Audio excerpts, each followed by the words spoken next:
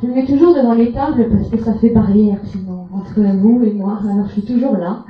Il y aurait du monde ici, je serais sur les genoux, pas grave. Mais je suis beaucoup plus à l'aise dans l'échange direct. Je vais brièvement parler de mon livre, mais de toute façon je vais m'appuyer sur les exemples de ma vie pour étoffer la conférence que je vais vous faire sur les différents conditionnements et comment s'en défaire pour amener à se réaliser. J'ai constaté que on croit toujours qu'on est les seuls, mais en fait, depuis que je fais des consultations depuis quelques années, j'ai remarqué que tout le monde fonctionne sur mon mode d'emploi que j'avais à l'époque, et donc j'ai pu me libérer, et c'est pour ça que c'est intéressant maintenant d'en parler et de diffuser, parce qu'on passe à côté de carrément de notre vie quand on ne sait pas trouver. On ne vit pas notre vie et on n'est pas qui on est. Et c'est compliqué parce que ça relève de quelque chose qui est inconscient, et le conditionnement peut autant venir de l'extérieur que de l'autoconditionnement. Tout ça, je vous l'expliquerai après. S'agissant de mon livre, je l'ai fait pour justement que d'autres se sentent moins seuls. C'est un message d'espoir pour que ceux qui se trouvent dans des difficultés arrivent à trouver les ressources pour les dépasser, pour qu'ils réalisent que rien n'est une fatalité, que c'est pas parce qu'on a fait certaines choses dans notre vie que le reste va découler de ces choses obligatoirement. À tout moment, on a le choix de faire un saut quantique et de choisir un futur qui nous plaît. C'est pas parce qu'on a eu un parcours qu'on est embrigadé dans ce parcours jusqu'à la fin. On peut très bien voir les choses autrement et avec les éléments du moment construire une autre réalité. J'en suis l'exemple vivant. Si je n'avais pas fait ce saut quantique, je ne serais pas là pour vous parler en ce moment. Je ne sais même pas si je serais encore là sur cette terre. J'ai fait ce livre pour surtout pour partager la reconstruction que j'ai eue pendant une dizaine d'années, qui m'a permis moi de me relever et surtout de me retrouver. De me trouver tout court en fait, parce que je ne m'étais jamais trouvée. Et toute la première partie est une autobiographie, donc j'explique ce par quoi je suis passée, ce que j'ai traversé. Mais le plus intéressant est la deuxième partie, c'est toute l'analyse que j'ai fait de ce parcours, ce différent regard que j'ai porté dessus et qui m'a permis de m'en libérer. Quand on comprend pourquoi des choses arrivent, le fait de les comprendre les délie. Ça s'évapore. C'est comme quand on observe le mental, il a horreur de ça, il s'évapore. Il est beaucoup moins présent, beaucoup moins fort. J'ai commencé ma vie avec des parents géniteurs que j'ai choisis. En spiritualité, on est bien conscient de ça, que l'un choisit ses parents. Pour en avoir la génétique. De là commence le conditionnement. Parce que quand on choisit des parents, on en prend également les mémoires familiales. On en prend l'hérédité, héréditaire, que ça soit au niveau des maladies ou au niveau de tout ce qui est perpétré dans la famille. Vous savez, la fameuse phrase, moi je fais comme ça parce que ma grand-mère le faisait, puis ma mère aussi. Voilà, ça c'est typique du conditionnement. On remet pas en question ce qui a été... Alors, mais en même temps, ça part souvent d'un très bon sentiment, c'est souvent par amour. Les parents conditionnent leur enfant souvent par amour. Ils leur empêchent de faire quelque chose pour pas que l'enfant se fasse mal. Mais en fait, ils le brident. Je parle pas des exemples où l'enfant met sa vie en danger. Mais souvent, les mères qui sont un petit peu trop coureuses ne permettent pas à l'enfant de l'expression de lui-même ou l'expérimentation qui est importante et qui apporte des convictions. Si on dit à un enfant c'est comme ça et pas autrement et c'est tout, ça le prive de liberté. Lui, il se sent obligé d'accepter parce que c'est comme ça, et il est accepté sans qu'on lui laisse la liberté de comprendre déjà pourquoi, et surtout de choisir de faire comme tout le monde. Vous me suivez là jusqu'à présent? Donc, j'ai pris mes parents géniteurs, voilà, et à l'âge de 2 ans, ma mère m'a oubliée chez la nourrice volontairement, parce qu'elle avait mieux à faire que de s'occuper de moi, et elle est partie pour suivre son compagnon qui devait passer la frontière, parce qu'il volait des voitures et il était poursuivi par la police. Ce qui est rigolo, c'est que j'ai été ensuite adoptée par la famille Peugeot. Ça m'a toujours fait rire, ça, quand j'ai compris roule en ça. Peugeot. Oui, je roule en Peugeot. Je reroule en Peugeot. Et quand j'étais en bis avec mes parents, j'ai tout fait, toutes les marques, sauf Peugeot. Maintenant que je suis réunie avec eux, oui, je fais de nouveau. Et donc, je me suis retrouvée à l'orphelinat. Et là, quelques années plus tard, se sont présentés des parents pour l'adoption. Et dans le livre, on se dit, ah chouette, la pauvre gamine, elle a enfin une vie qui va commencer, une vie comme tout le monde. Ben non, parce que ses parents n'étaient pas des parents comme je l'espérais. C'est-à-dire qu'avec le parcours, même du haut de mes 5 ans et demi que j'avais déjà bien cristallisé en moi ce sentiment d'abandon et ce grand manque d'affection. Et ces parents-là n'étaient pas dans l'aptitude de me l'offrir, de me le rendre. Donc, ça a été violent pour moi et j'ai répondu par de la violence, mais que je tournais pas contre eux, mais contre moi-même en fait. J'étais convaincue que puisque les parents géniteurs ne voulaient pas, puisqu'à la DAS, j'ai encore les souvenirs de la DAS, c'était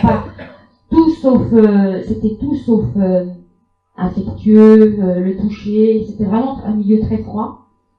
On en était aux parents adoptifs qui n'ont pas pu répondre à ce manque d'affection et surtout de la manière dont je l'attendais. Étant donné que j'avais eu les seuls gestes d'affection entre guillemets que j'ai eu, moi c'était le rejet, c'était les plaques, c'était la violence physique, à partir des géniteurs, et c'était le mépris au niveau de la DAS. On nous balançait nos biberons dans le lit et puis on nous laissait tout seuls. Les seules choses bien qui arrivaient, c'était à Noël quand on avait un petit sachet avec des oranges, des papillotes, grâce aux dons des généreux donateurs. J'adore les papillotes, j'adore toujours les paquets. Ça remet quelque chose à l'intérieur de moi, c'est dingue les mémoires cellulaires qu'on peut garder suite à des événements comme ça qui sont très forts. Mais c'est pas une peine pour moi, c'est vraiment quelque chose de joyeux. Hein. Et donc ça n'a pas été comment je pourrais dire, ça n'a pas été la réalisation quand je suis arrivée dans cette famille. Alors bien sûr, matériellement on manquait de rien, affectivement de tout, et l'écart qu'il y avait entre nous, la compréhension qui s'était installée, s'exprimait par toujours pareil de la violence, que ça soit morale ou physique. Quand on a un parcours comme ça, qu'on n'a pas de base stable, solide, qu'il n'y a personne pour vous accompagner, pour vous expliquer ce qui se passe, vous faites vos propres déductions avec ce que vous observez. C'est de là que moi, par exemple, quand je me suis posé un jour la question d'avoir des enfants ou pas, j'étais persuadée d'être moi-même stérile, juste parce que moi, je n'avais pas eu de parents. C'était ce genre de cause à effet qu'on se fait par déduction.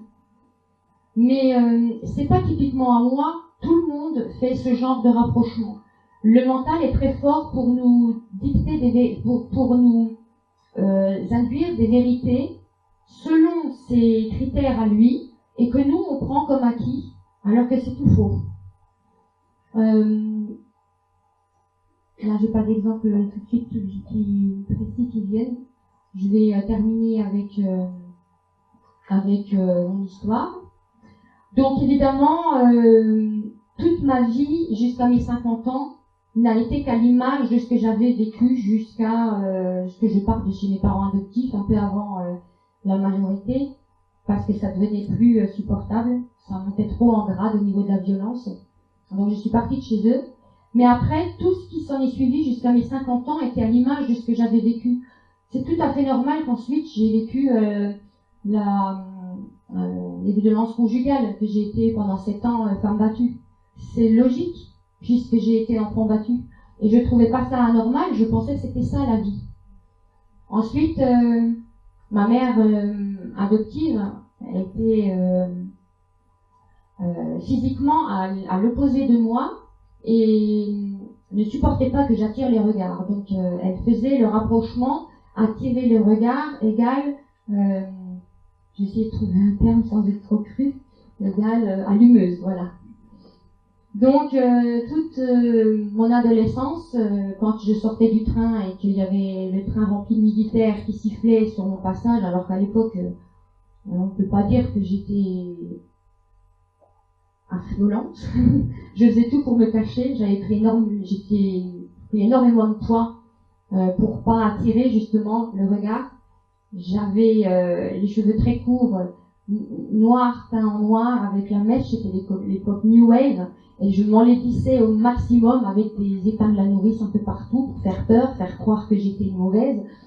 Alors que moi, j'étais trop you comme ça dans la rue. Surtout, fallait pas qu'on me voie, tellement j'avais peur. Mais les militaires, de toute façon, c'est connu pour siffler tout ce qui ressemble à une fille. Mais ma mère adoptive n'avait pas compris. Donc, elle me disait, marche derrière moi, t'es qu'une pute. Tout le monde te regarde, tu me fais honte. Et ça a été répété pendant toute ma scolarité. Du coup, mon mental, il a fait le rapprochement. C'est devenu une vérité. Le jour où, quand je me suis retrouvée dans la rue et que j'ai fait des mauvaises rencontres et qu'on m'a proposé de rentrer dans ce domaine-là, c'était une évidence implacable pour moi. C'était ma voie. C'était mon chemin. On n'arrêtait pas de me le dire. On n'arrêtait pas de me le faire sentir. Donc autant y aller. Oui, c'était ça. Bon, après, c'était un petit peu plus compliqué parce que, à l'intérieur de moi, comme je vous ai dit, je suis trop douce. Je suis très timide d'être enfermée. Et donc, il a fallu trouver le courage de sauter le pas.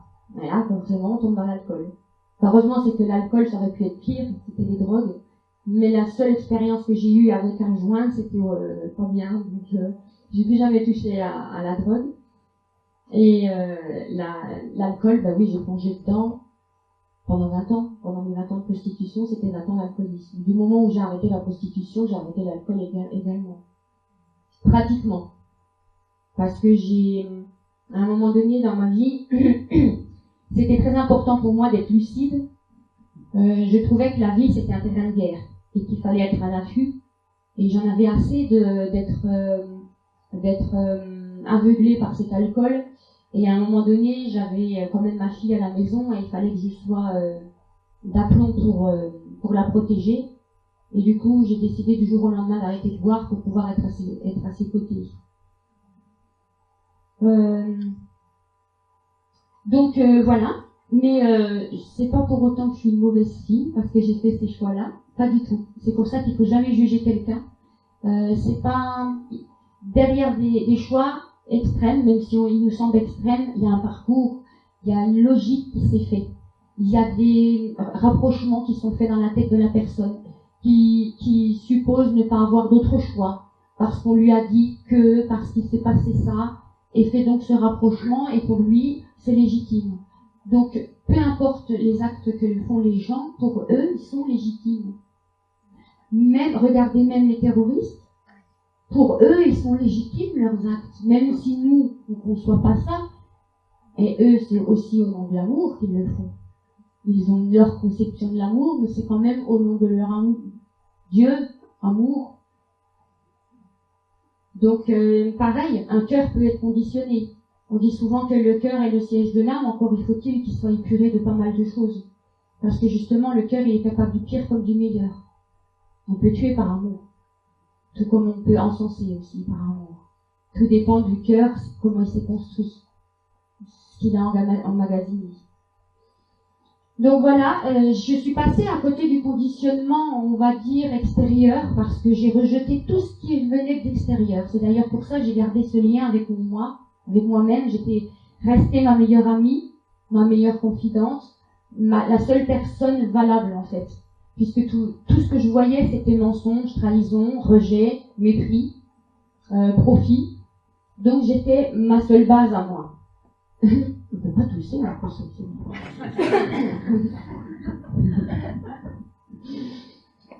C'est bien dans un sens, donc j'ai rejeté tout conditionnement extérieur, mais bon, le peu que j'ai pu observer m'a amené à m'auto-conditionner par rapport à ce que je voyais de l'extérieur et ce que me rendait l'extérieur comme regard et comme réaction. Mais ça m'a permis de garder ce lien avec mon intérieur, la seule personne en qui j'avais confiance. j'étais un animal à l'affût, et en fait, j'en parle souvent dans mes stages et dans d'autres conférences où je développe comment développer, découvrir ses facultés intuitives et médiumniques. Ça s'apparente exactement à l'instinct animal, à l'instinct primaire animal qui sent le danger avant d'avoir vu. J'étais pareil, j'étais à l'affût. Par où le coup va venir, par où la prochaine trahison, par où le prochain abandon. J'étais à l'affût, et c'est dans cet état-là, ça donne en fait, le cerveau, il bug quand on est dans cet état-là parce qu'il ne sait plus du tout sur quoi s'appuyer. Et c'est là qu'on a cette voix, cette intuition, cette médiumnité qui s'entretient, qui est active, avec laquelle on arrive à garder le lien. Parce qu'on a tous jusqu'à l'âge de 7 ans, à peu près, on est tous médiums. Tous les enfants sont médiums. Ensuite, on vient les conditionner. Et l'enfant, c'est ce fameux enfant intérieur. D'ailleurs, je commence tous mes stages avec la recherche de l'enfant intérieur. L'enfant intérieur, c'est celui qui a abdiqué face à l'adulte, face à la société, face à l'intérieur, face à l'extérieur. C'est celui qui a mis genou à terre, qui s'est soumis à ce qu'on lui a imposé. Et on continue à grandir sans cet enfant intérieur. On n'en devient pas adulte pour autant. Au contraire, on reste un enfant blessé. On est des adultes frustrés. Parce que tant qu'on ne s'est pas émancipé de tout besoin extérieur, on est encore un enfant. Et quand on va chercher cet enfant intérieur et qu'on l'autorise à exister avec toute sa partie créative et imaginative, là on est un adulte construit, qui peut se... Voilà, construit. Vous avez compris un petit peu parce que moi-même, je me trouve pas claire, là. Si? Si, ça a été clair, hein? Oui, oui. Donc, le conditionnement, donc, c'est éducatif, scolaire. C'est ce fameux travers qu'a la société de toujours mettre le point là où ça pêche. C'est-à-dire qu'à l'école, vous êtes jamais mis en valeur pour ce que vous réussissez, mais toujours on vous appuie là où vous êtes le plus nul, entre guillemets. T'es nul en maths, t'es nul en ci. Jamais on nous dit, ah mais c'est bien, t'es bon en ça. Non, c'est le contraire.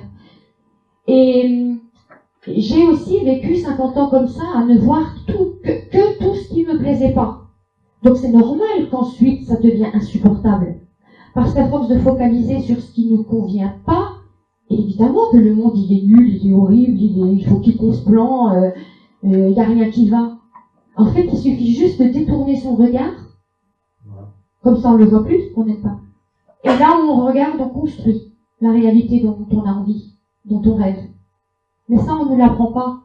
À l'école, on nous apprend à avoir le regard humain qui scrute, qui décrypte, qui cherche le détail. En spiritualité, le regard, il est large. Ça aussi, ça s'apprend durant les stages. Vous savez d'ailleurs pourquoi on vous dirige le regard. C'est pour pas que vous voyez ce qui se passe à côté, sur les côtés. Et en spiritualité, il faut réapprendre à avoir ce regard large qui voit même sur les épaules. Les entités se présentent souvent sur les côtés.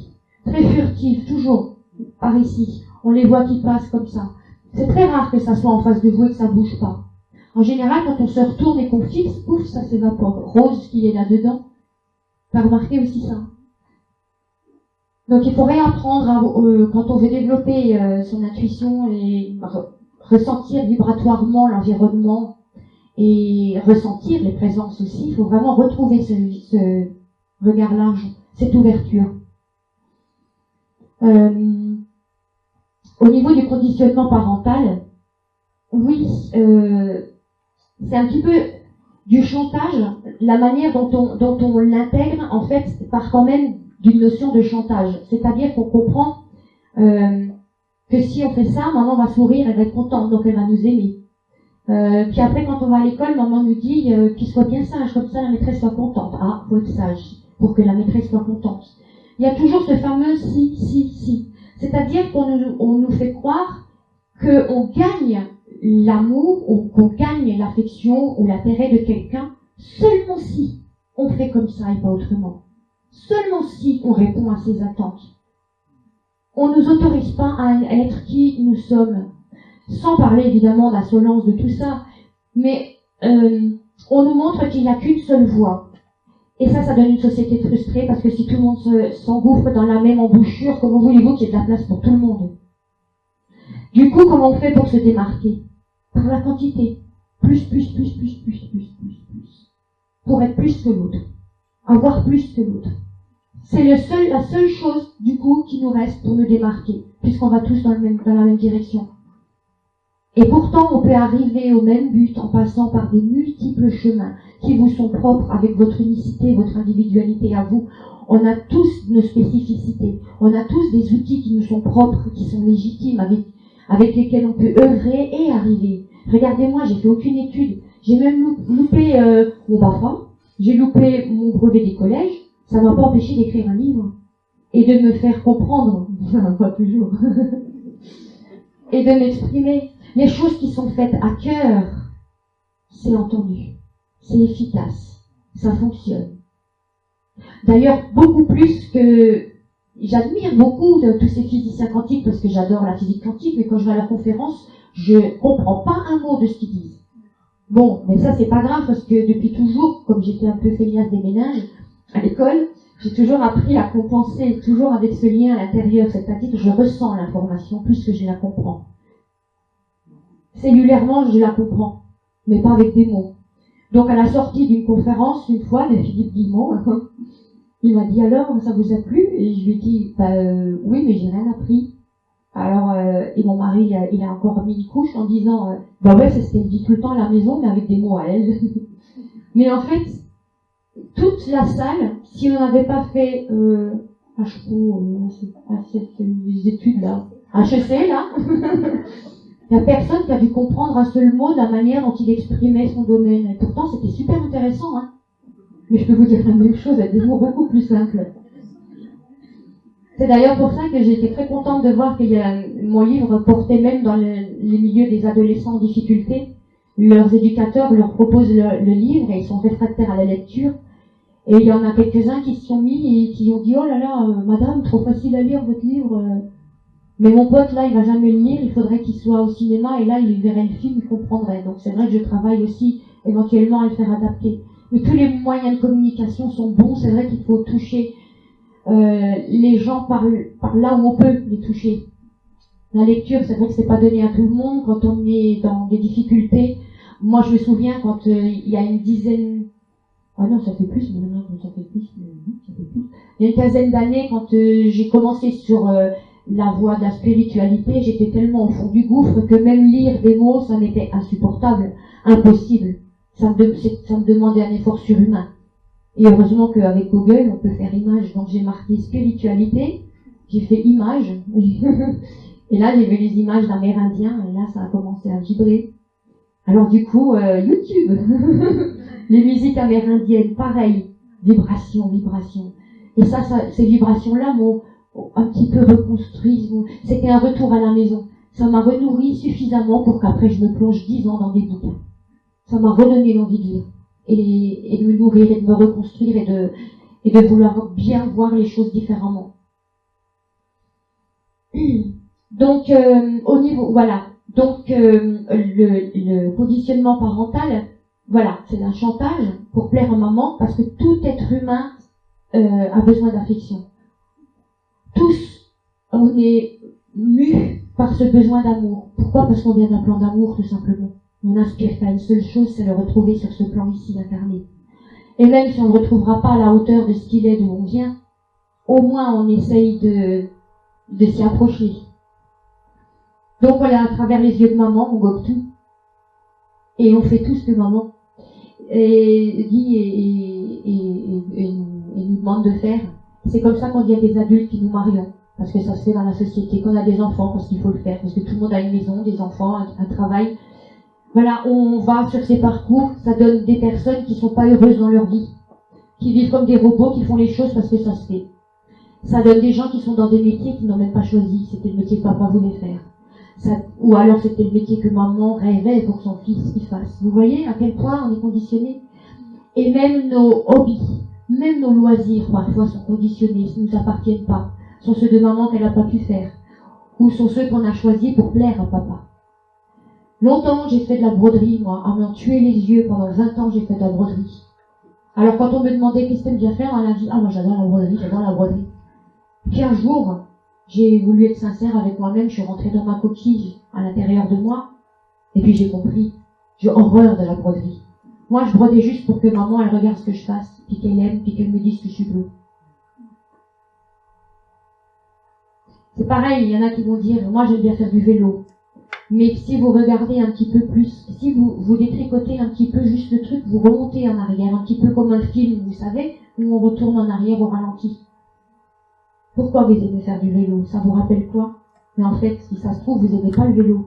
Vous aimez juste les moments que vous avez passés avec votre papa à l'époque parce qu'il vous prenait derrière sur son vélo. Mais faire du vélo, vous pourriez vous en passer. Vous voyez? Il faut quand on veut vraiment se retrouver, il faut tout reprendre et tout détricoter, tout remonter à la base pour chercher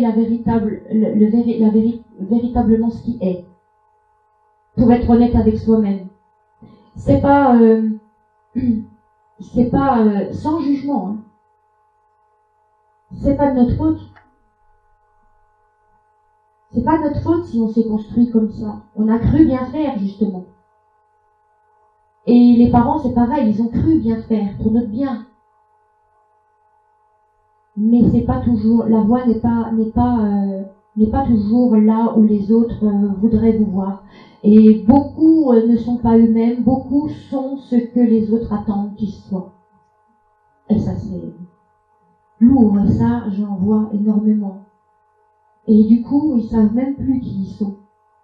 Et ça, c'est beau dans mes stages parce qu'ils pleurent, et ça, c'est génial parce qu'ils pleurent, donc ils lâchent tout. Mais après, ils sont perdus, ils ont la tête qui tourne, c'est un gouffre, il y a tout à remplir, c'est génial du coup. Mais ça leur fait drôle. Il faut se désemplir de tout ce qu'on a mis à l'intérieur de nous qui ne nous appartient pas.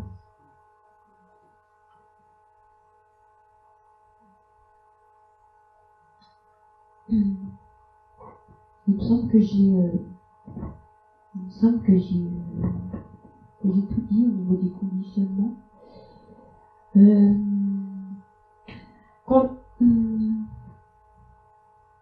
Quand on se retrouve, quand on détricote tout ça et qu'on se retrouve, notre essence, on est assez perplexe.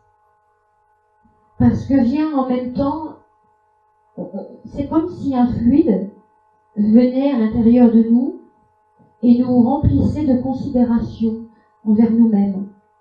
On se trouve propre, on se trouve épuré, on se trouve beau, on se trouve méritant. Ça vous semble difficile tout ça?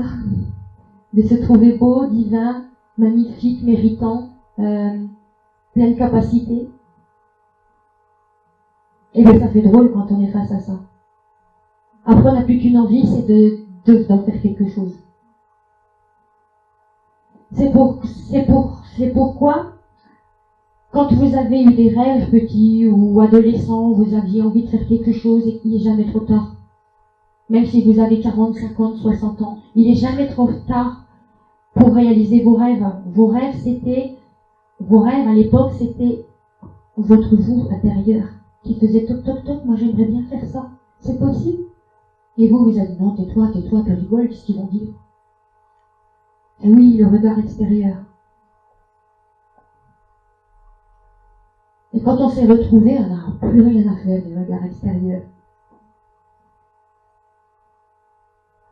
Quand j'ai commencé à m'exposer, moi qui suis renfermée, timide, évidemment que j'ai eu des retours quelquefois véhéments. D'ailleurs, c'est légitime que tout le monde ne soit pas d'accord avec moi.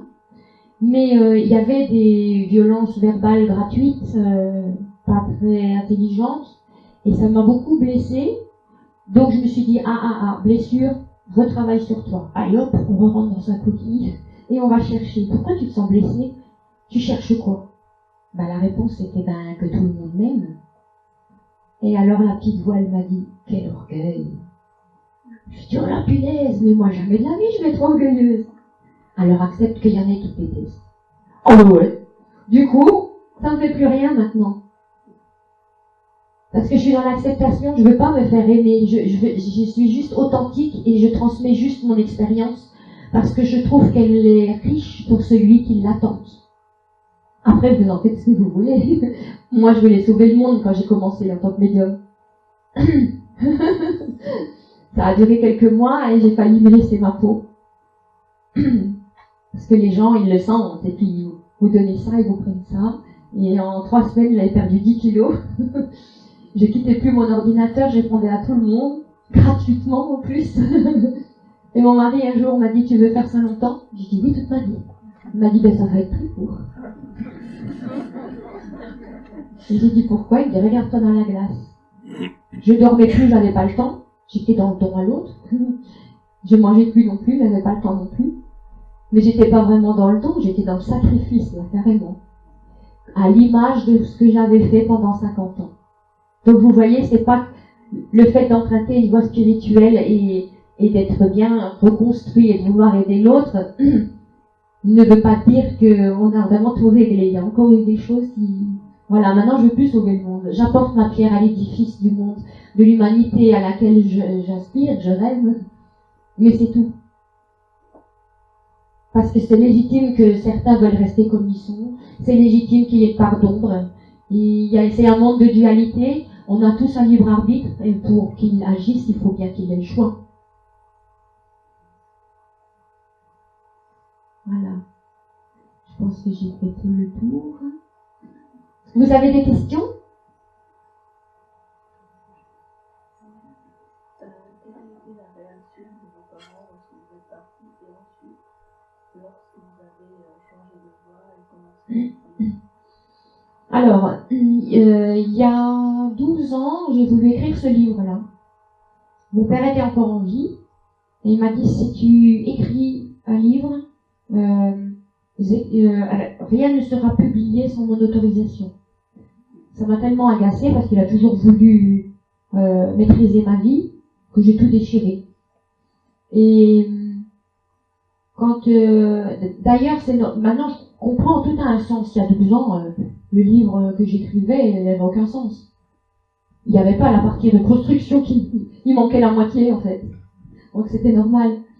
Quand je suis partie de chez eux, leur réaction, ils m'ont coursé, ils m'ont pisté, et ils ont essayé de me mettre dans un foyer. Quand ils m'ont retrouvée, ils ont essayé de m'enfermer dans un foyer de femmes enceintes sur Strasbourg parce que j'étais enceinte de mon fils aîné. J'étais en terminale, ben oui, j'étais stérile pour moi. C'est comme ça que j'ai eu mon premier à 18 ans. Et grosse surprise parce que, évidemment, déni de grossesse. Hein. Moi, je savais même pas comment ça, à part à l'école et encore à l'école, moi j'étais la rêveuse qui regardait dehors. Donc, j'avais pas vraiment écouté sciences naturelles, tout ça. Je m'en fichais un petit peu. Et donc, je savais pas trop les symptômes de grossesse. Et j'étais en terminale, on a passé la visite médicale, j'étais enceinte de 5 mois et demi. Il a rien vu, le médecin. Et quelques jours après, le père de l'enfant me dit, au fait, tu prends la pilule? Je dis, ah bah non, je suis stérile, c'est pas la peine. Il m'a dit, bon, mais pour être sûr, on va quand même aller chez le gynécologue. Ah ben voilà, le gynécologue, il a dit, ben c'est un peu tard. Vous êtes enceinte. Alors le père, c'est pas grave, on l'enlève. Ah oui, mais là, il a 5 mois et demi. Je dis, oh punaise. Donc le père a voulu que j'aille à l'étranger me faire avorter. J'ai dit, non, moi j'assume tous les actes. Personne ne les a assumés autour de moi, moi j'assume tout. Voilà. Et c'est pour ça que quand ils m'ont retrouvée, ils ont voulu me mettre dans un foyer de femmes enceintes. Et je me suis sauvée encore une fois.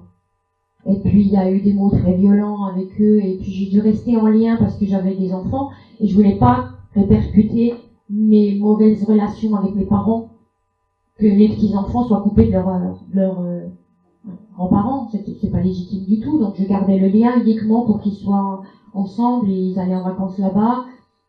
Ils étaient très malheureux d'ailleurs, mes enfants. en vacances là-bas parce qu'ils avaient la même éducation à laquelle j'avais le droit moi. Et moi, j'avais les tripes comme ça quand je les envoyais là-bas parce que je savais à quelle sauce ils allaient être mangés. C'était assez difficile. Donc, mon livre, il est sorti quand... donc, moi, j'ai commencé sur la voie de la spiritualité. Ma mère était encore vivante. Elle se moquait un petit peu de moi. Elle me disait, t'es toujours dans ton aïkido Je voulais faire de l'aïkido, sans l'ancrin, tout ça.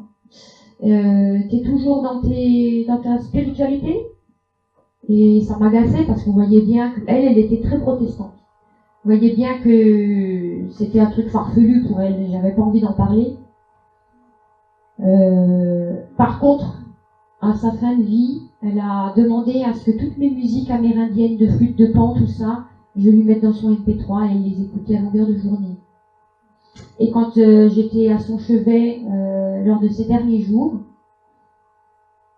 oui, j'y étais intéressée, j'y étais pas inconditionnellement. J'attendais plein de choses. Déjà, j'étais pas finie sur mon parcours de reconstruction.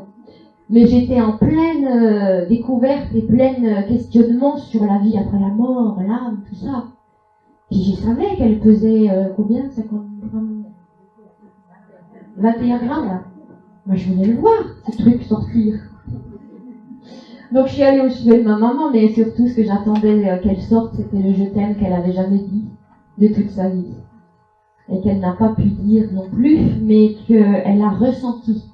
Parce qu'il y a eu un échange entre elle et moi, avec un regard que j'oublierai jamais, et juste avant qu'elle ferme les yeux pour la dernière fois, elle a eu un regard où elle m'a plongé dedans. Elle faisait jamais ça. Elle évitait toujours mon regard, ou alors elle passait comme ça. Parce que, en fait, j'avais l'impression que je lui étais insupportable à la vue. Mais là, elle a plongé dans mes yeux. Et il y avait il y avait une notion de surprise, un gros étonnement, un gros pardon aussi. Vous savez quand, oh merde, j'ai fait une bourde. Voilà, il y avait ça. Et il y avait, wow, comme si elle savait ce qui m'attendait en fait. Alors qu'à l'époque, je savais pas que j'allais écrire un livre et tout ça. Il y avait pas de l'admiration, mais voilà, une considération. Mais le « je t'aime », il n'est pas sorti. Donc évidemment, quand elle a poussé son dernier soupir, j'étais hyper déçue, hyper en colère. Et moi qui avais juré de ne jamais pleurer quand elle serait morte, j'ai pleuré. Beaucoup, parce que je me suis rendu compte que je l'aimais et qu'on n'a jamais été capable de se le dire, de se le montrer comme l'autre l'attendait. Et c'est là que j'ai compris que j'attendais quelque chose qu'elle ne pourrait jamais me donner, parce qu'elle ne l'avait même pas connu elle non plus. Et du fait qu'elle ait pris conscience dans son incarnation avec ce regard, une fois là-haut, c'était une des premières choses qu'elle a dit, c'est « je t'aime, pardon, je te reconnais », elle aussi.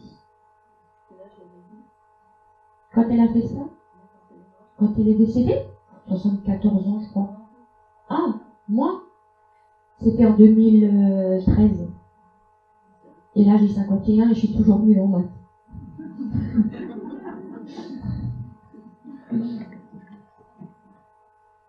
Oui?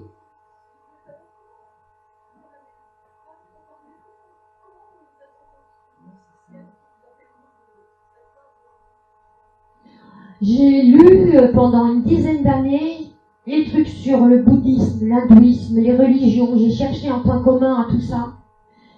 Qui était cette force d'amour en fait que je voyais partout.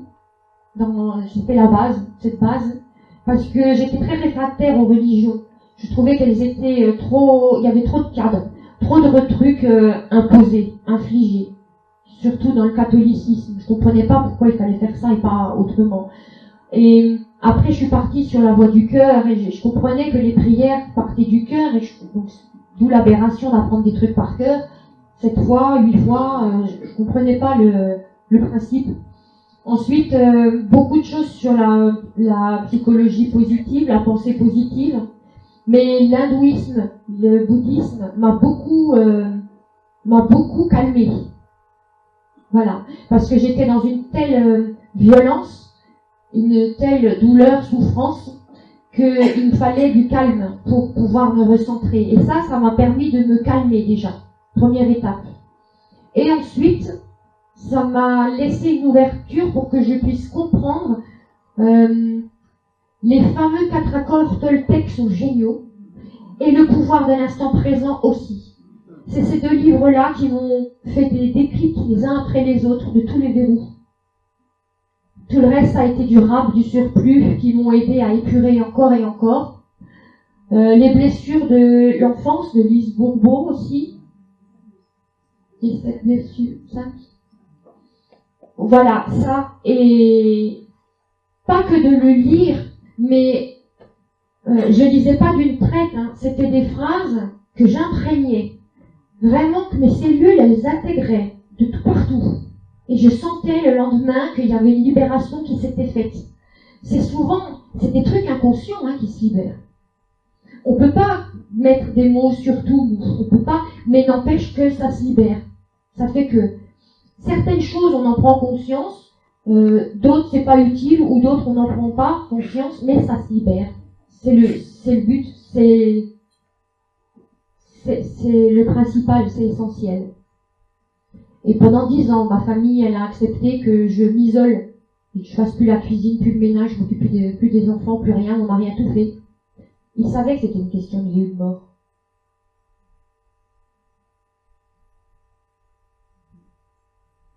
Et oui, à ce point. Quand on est en mode survie, un jour la corde elle casse. Et quand on voit le monde comme une puanteur, quand on voit l'humain comme une espèce fourbe et ingrate, et comment on peut aimer ce monde, la vie, c'est pas possible. Quand on voit que les guerres, quand on voit que les attentats, quand on voit que ce dont est capable l'être humain dans un côté, quand on voit que ça, on a envie de partir. Voilà. Mais comme moi j'avais 3 enfants, qu'on m'a abandonné et que je ne voulais pas abandonner, il fallait trouver un moyen de vivre autrement.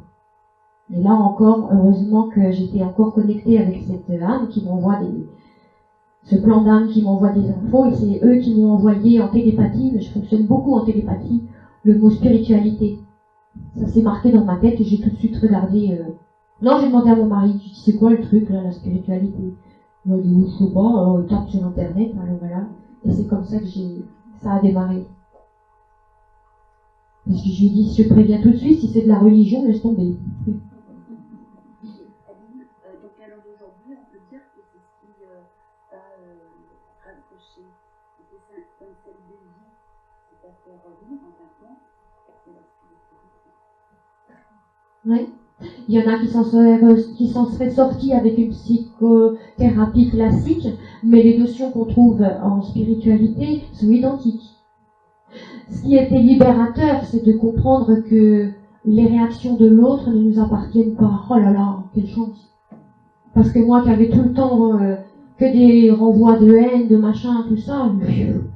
Et aussi, quelque chose de très important que j'ai compris, parce que ça me faisait beaucoup de mal. Je me disais, je comprends pas, je fais du bien.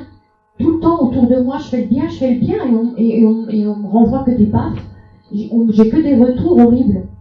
Mais en fait, j'avais compris, c'est que quand on aide, il faut aider, il faut accompagner. Il faut pas enlever les épreuves de l'autre pour les subir soi-même. C'est logique que quand on est trop dans cette démarche-là de vouloir tout lui ôter, toute souffrance, toute douleur, ben nous, à un moment donné, on s'écroule et à un moment donné, on n'est plus là. Qu'est-ce qui fait l'autre? Habitué à ce que vous le fassiez. Ben, il vous en veut. C'est logique. C'est ça le conditionnement. Vous habituez quelqu'un à quelque chose. C'est le truc, c'est le réflexe pavlovien. C'est ce truc que j'ai appris en physique tellement je trouvais ça bien. Que le chien, il bave avant de voir la nourriture parce qu'il a été habitué à entendre la clochette et la nourriture. On fonctionne pareil. Sourire de maman égale obéissance. On est pareil. Voilà. La grâce est vraiment mystérieuse parce que même lors d'une guerre ou lors d'un attentat, il y a des gens qui peuvent être transformés en un instant. J'ai pas compris. Je dis, la grâce. La grâce, enfin, je sais pas, l'énergie spirituelle. Oui. Même lors d'une guerre, même lors d'un attentat, la personne elle peut se transformer en un instant parce qu'elle est peut-être acculée dans quelque chose et puis il y a un truc qui s'ouvre. Comme si toutes les occasions sur Terre étaient faites pour nous éveiller, mais on passe souvent à côté. Oui, parce que justement le pouvoir de l'instant présent nous donne la démarche à avoir pour être dans cette conscience qui nous ouvre toutes les portes. Vous savez, quand j'ai eu un accident de voiture il y a longtemps, durant cet accident de voiture, ça a duré une éternité. Ça n'en finissait plus. Pourtant, celui qui l'a regardé, le spectateur, ça a été paf comme ça a duré quelques secondes. La notion du temps, quand on est à l'instant présent, est un temps qui s'étire, où tous les possibles peuvent arriver, c'est-à-dire qu'on a le temps d'avoir le geste salvateur, d'avoir toute la vie qui se défile devant nos yeux, d'avoir plein de dernières pensées très logiques ou de se faire des réflexions très sensées. Le jour où j'ai fait mon accident de voiture, c'est parti, mais ça a été très violent. J'ai eu tout le temps de me dire « Ah punaise, ça y est, on y est, c'est l'accident que j'ai rêvé hier soir, c'est exactement pareil, dans les mêmes détails.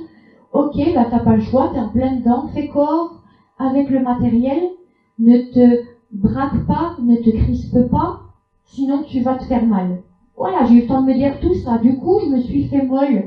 J'ai été dans l'acceptation de ce qui était en train de se passer. Et je m'en suis ressortie alors que la voiture était épave, avec la banquette qui allait passer par le toit, avec une égratignure au petit doigt. J'étais dans l'acceptation. Je me suis pas braquée. Si j'avais été dure, je suis sûre que je me serais fait mal.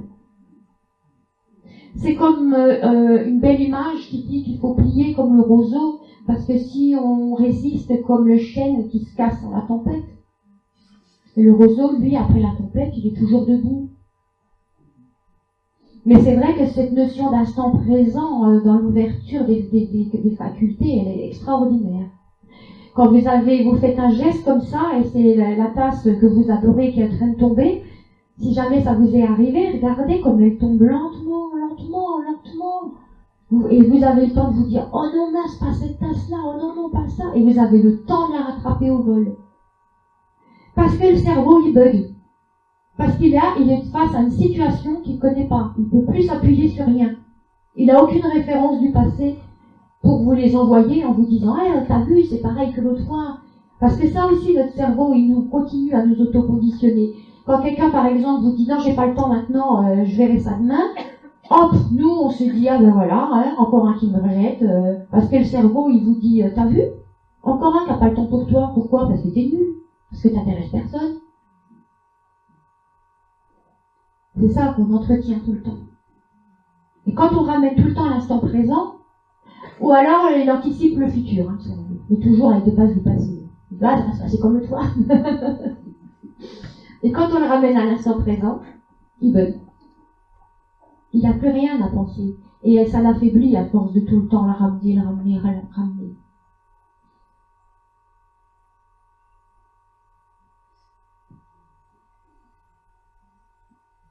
je crois que j'ai été assez complète dans le dessin.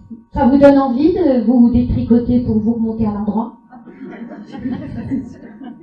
Est-ce que vous avez eu sur votre parcours une personne vraiment spirituelle qui vous a apporté des choses, ou si c'est vous-même qui avez tout découvert par Google, par les lectures La personne. Et je croyais qu'il fallait trouver un guide. Moi, j'ai presque passé une petite annonce en cherchant cherche guide spirituel ou maître, parce que quand je lisais des témoignages ou des livres de certains qui parlaient mon maître, mon guide, oh punaise, en plus, il faut un maître, il faut le trouver où celui-là ?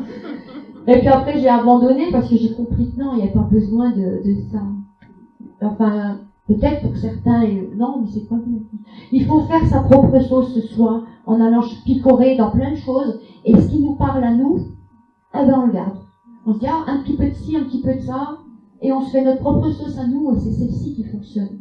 Parce qu'on la ressent. Elle vibre avec nous. Mais est-ce que vos attitudes médiumniques vous ont aidé, vous ont guidé? Dans la vie, je les écoutais jamais. Je faisais tout le contraire. C'est peut-être ça la leçon. Oui. Mais bien sûr, quand j'ai rencontré la personne avec qui j'ai vécu 7 ans de violence conjugale, je savais.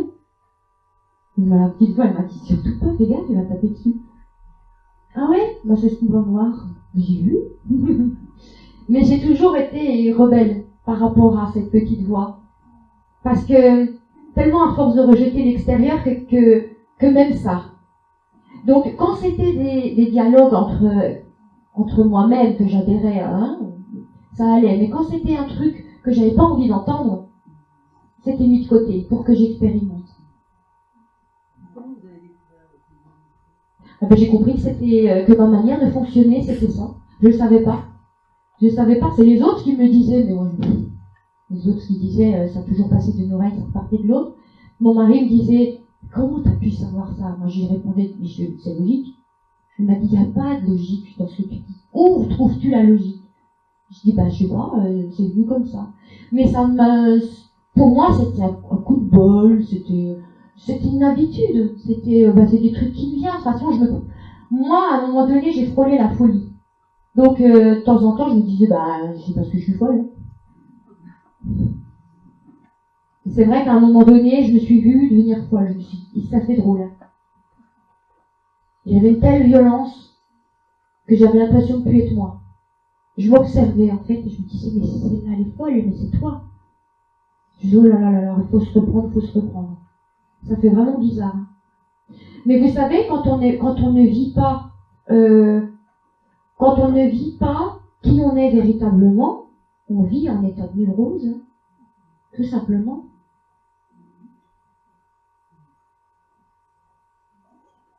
Ne pas être qui on est, c'est être en conflit avec soi-même.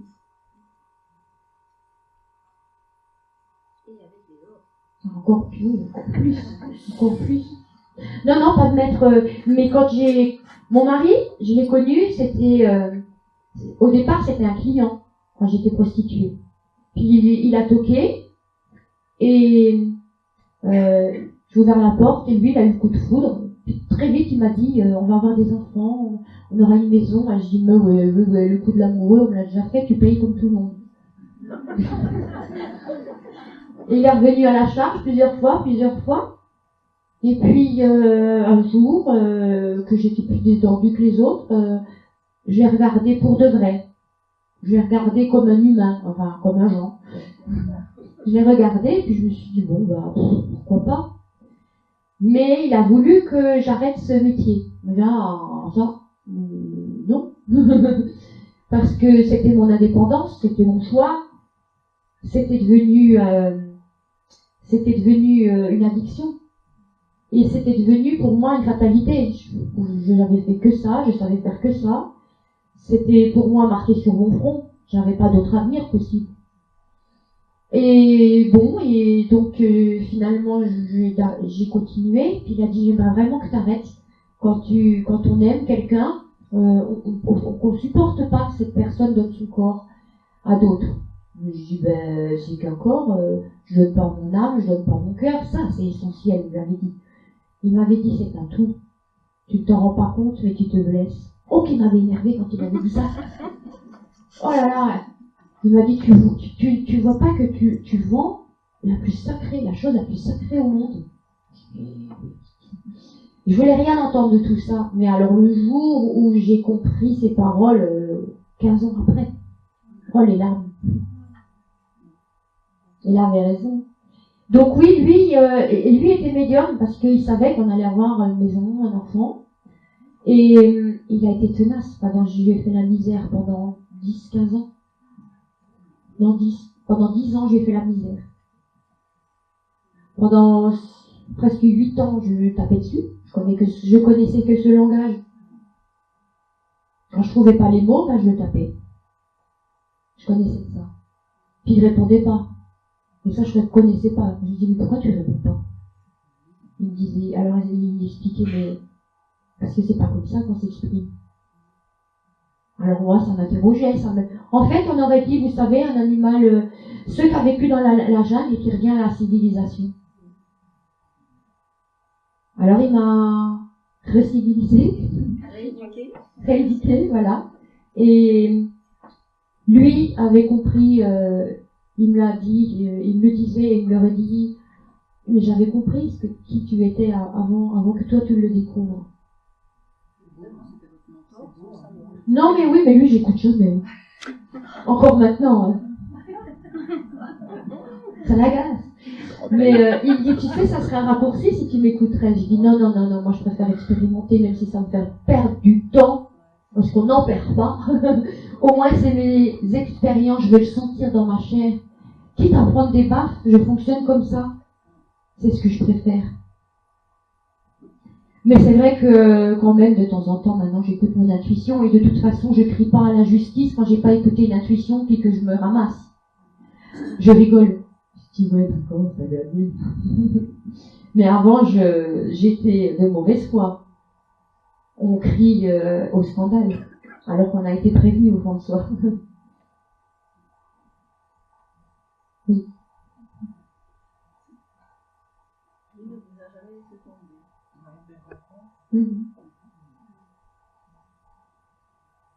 Oh, puis même quand il sera sur l'autre plan, parce que je sais que je serai veuve, on me l'a dit, on m'a montré déjà, on m'a prévenu, on me prévient, il sera toujours là. Hein. Il va pas me lâcher. Mais c'est bien, les âmes, ça gonfle pas.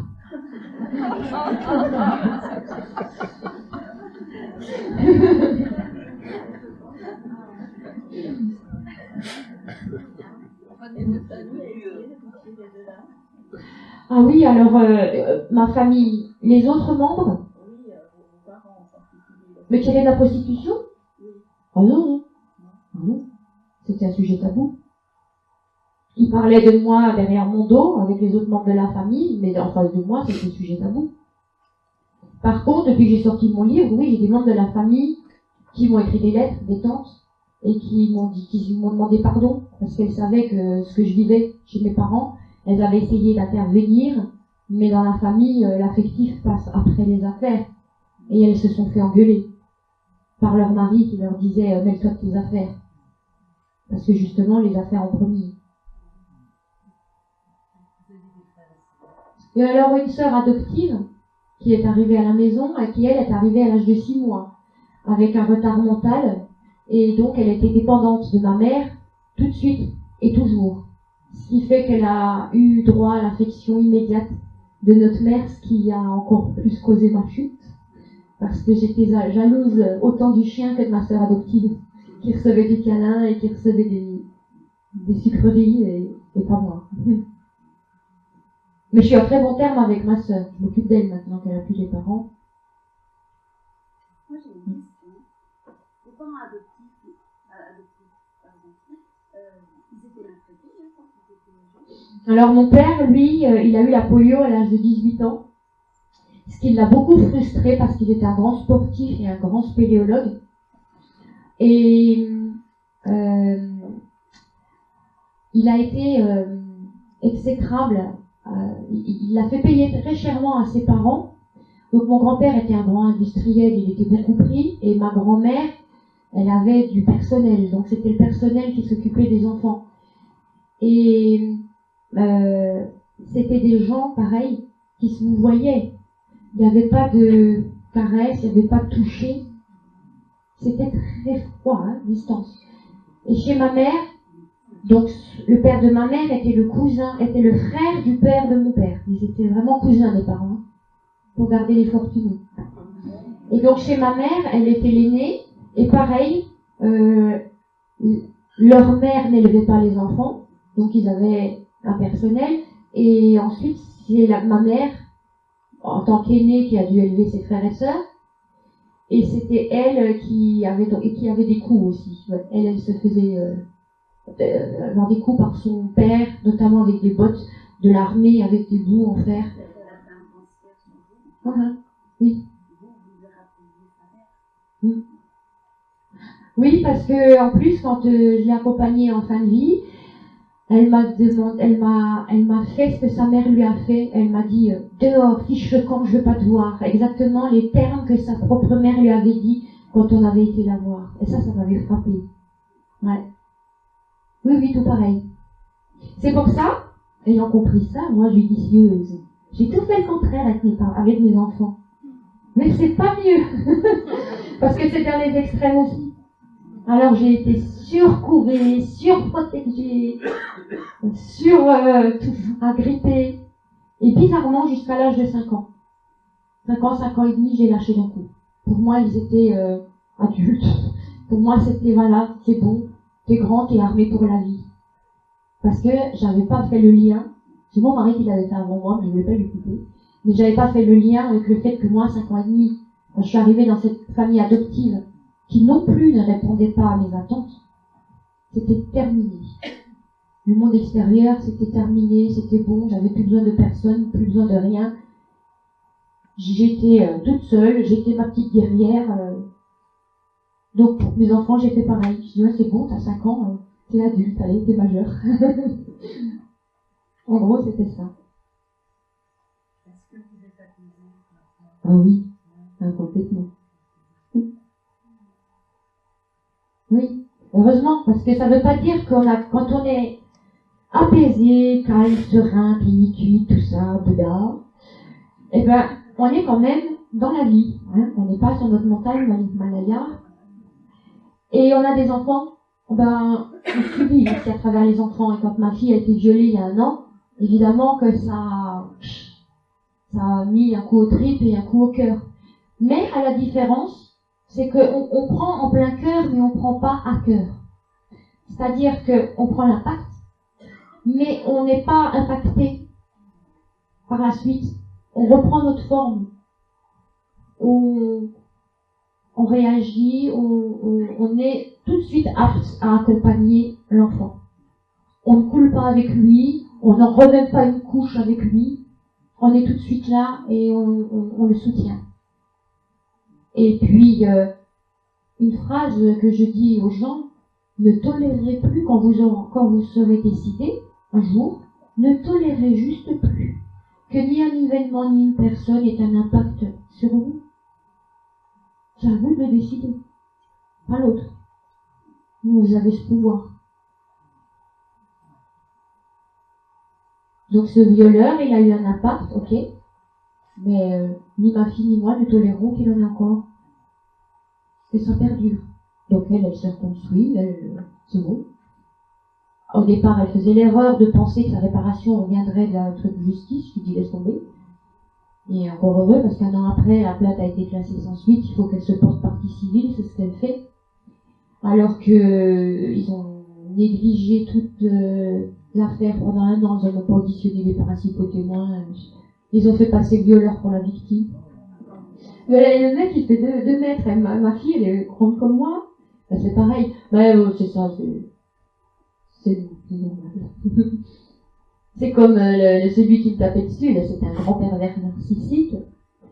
Et ben, c'était moi la vilaine. C'était à l'extérieur, il avait le don pour me faire passer pour une vilaine. Et lui, c'était un ange. Merci beaucoup.